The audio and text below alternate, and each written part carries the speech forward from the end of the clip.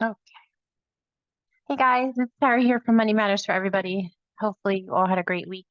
Today I'm going to continue the conversation that I started last week about parenting and money. Uh, the but I wanted to go one step further because last week's video I talked about paying your children for chores and try to make the best case that I could to encourage you to pay your children for chores. I personally am of the belief that paying your children for chores serves multiple purposes. You're raising children that understand the value of money to some extent. It actually helps to eradicate feelings of entitlement. Not completely, I'll be honest with you, they still exist. They still come around and rear their ugly heads from time to time. But it's so much easier when if you're setting your children up young and early to understand the principles of money. I just believe that you're going to be in a position where you set them up for success and kind of help yourself too, because we talked about you're paying them for chores and then you're helping them divide their money into envelopes of spend, save, and give. On the video, I said give, save, spend because I wanted to emphasize the order, but oftentimes I'll say spend, save, give just because that's how it comes out. So anyhow, today I wanted to go one step further and talk about because if you had listened to a podcast that I had done with TJ a couple weeks ago, he had mentioned that for the saving component that he puts money into long-term and short-term savings. So I wanted to go one step further into that. I think the problem statement here is that when I was younger, I didn't really have a lot of guidance on money, but I do remember being told from time to time that make sure that you're investing at a young age. Make sure you start investing young and make sure as soon as you start making money and make sure that you start investing as quickly as possible and consistently as possible. So that's a principle that I've worked with TJ, my oldest, and our youngest, not so much yet. He's 12. We'll start working on it probably in the next couple of years with him. So the point being, with TJ, when he started making money outside of the home, he had his little landscaping business. At that point, we encouraged him to start investing in long-term investments. So he's blessed enough to have a financial planner in the family that can help him with that. And the goal here is that I think we usually recommend 10 to 15% of your earnings go into long-term investments. And here's the point. Here's why. Because the earlier you get started, the number one factor on your side when you're investing is time, hands down. So I wanted to take a minute to kind of show you that on the screen as what we do. So I'm going to try to share my screen. So give me a second. One of the ways that I show my children is by going over to Ramsey's website. And they have some free tools here. They have an investment calculator and a retirement calculator as well.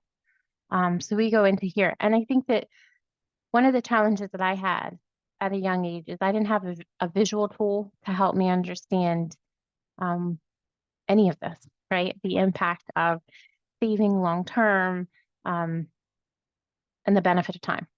So it's one of the areas that I try to visually show my own children, like, hey, listen, if you do this by the time you're 21. So I want to kind of pop this in. So my youngest, he's investing now, but I've said to him, I've given him a challenge. And that's what coaches do, give people a challenge. And we help you work on a plan to achieve the goal should you choose to accept the challenge. But ultimately, a coach just listens to your story, provides information, and then gives you the hope that you need to get moving. Sometimes we give you a swift kick in the butt if that's what you need, and sometimes lots and lots of gentle grace. So I've challenged TJ by the age of 21 to put away $100,000 and then just to stop.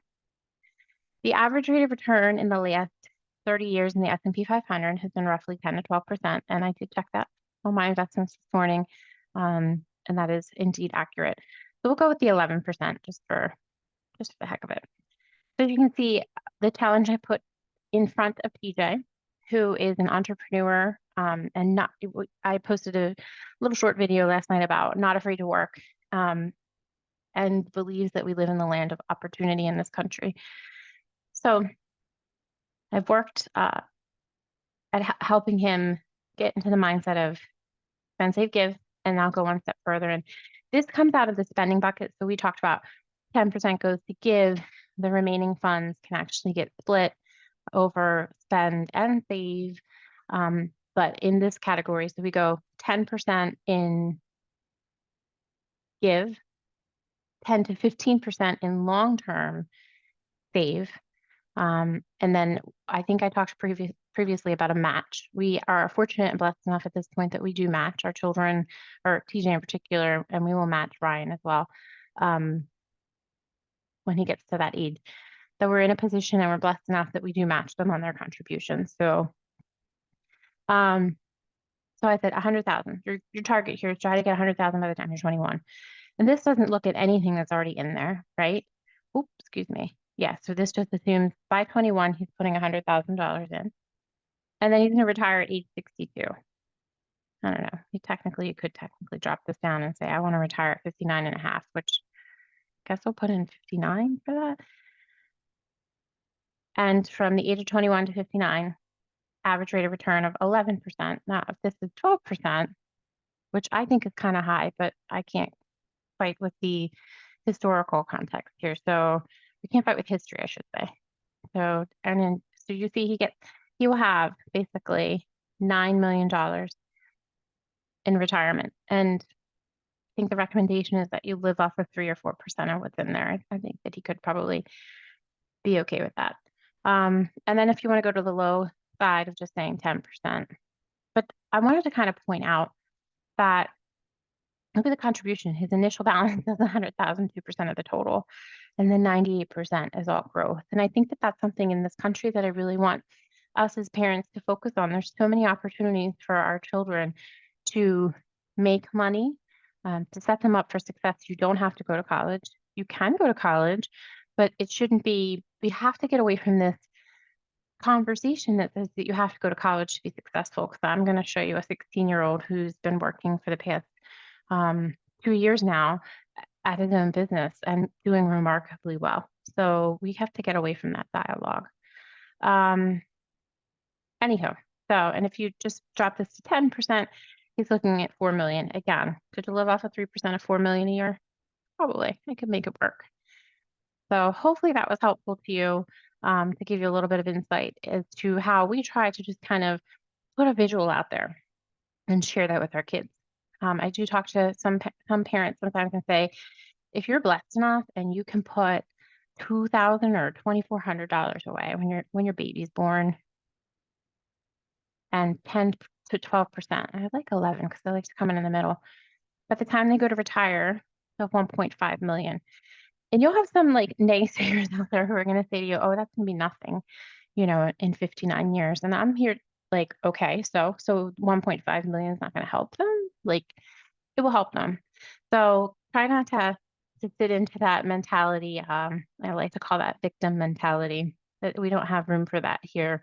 We have room for the mentality that you work to make money, that you divide your earnings into spend, save, give, that you take some of your save and you invest long term, and you go to work and you work hard and you work as if you're working for the Lord, and you will be fine. So I just wanted to kind of send that encouragement out there to any parents that might be struggling, and then remind her as well that Tim and I implemented these smart money principles at the time that we were actually getting out of debt. So it is possible. I hope that you find value in that. And I will. That's it. Have a good day. Take care.